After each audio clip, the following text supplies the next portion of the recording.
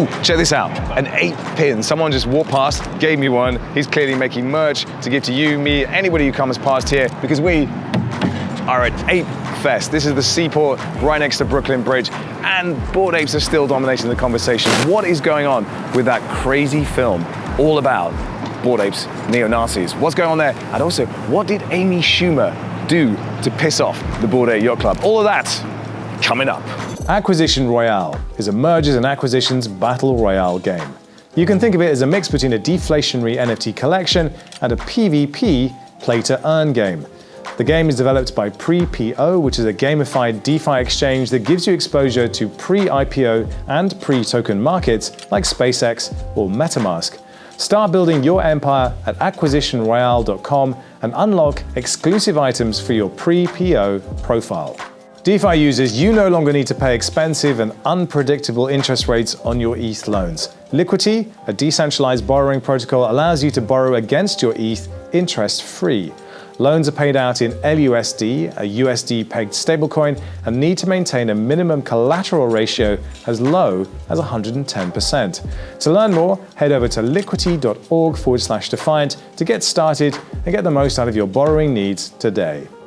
So remember last year, NFT NYC 2021, the Bored Ape Yacht Club threw a yacht party, and everyone thought it was a bunch of douchebags just letting their hair down and being generally very douchey indeed. Hello.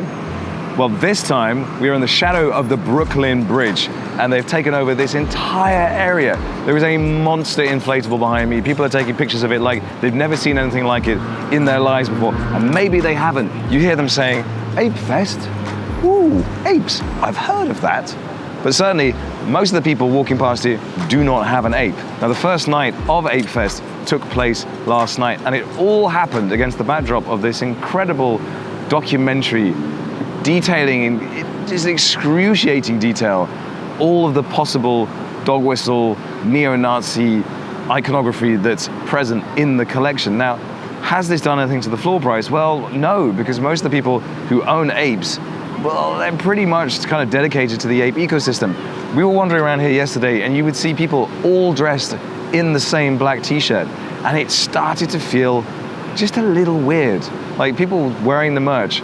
Now, at Apefest itself, we had heard rumors that there were going to be big celebrities coming along, and it's no surprise because, of course, Guy Oseary is connected to the Bored Ape Yacht Club, and Guy Oseary has a Rolodex to die for of lots of different people. There was a rumor that Justin Bieber was going to be joining, but he's got an illness and his face isn't working properly at the moment. But we did have two star performers. One of them was Questlove, the amazing drummer from The Roots, but the other one was Amy Schumer, the comedian.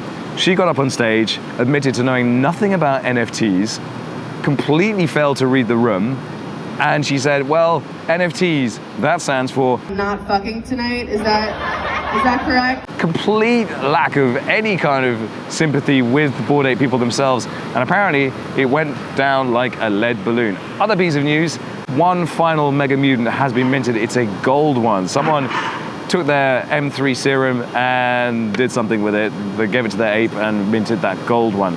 That was the big news stories there. Beeple was there last night. Now the question is, what do people really think about this neo-Nazi film? Well, I've spoken to a bunch of different people. Some were kind of concerned about it, but the prevailing sentiment seems to be that this is a hit job, that it's really just designed to drum up some publicity, drum up some kind of clout for the people who made it. And as we know, if you publish any story about Bored Apes, you will get a ton of engagement because that's just the size of the project. Now, as you walk around here, it just feels so massive. It feels like this really big deal, and it's incredible how far this project has come. But nonetheless, there are so many more NFT projects out there vying for attention at the moment, and Bored Apes are sucking the oxygen out of the room. Is it going to be the end of Bored Apes as we find out this thing is the real deal, or are we actually going to see some meaningful projects come through with a different narrative? Time will tell.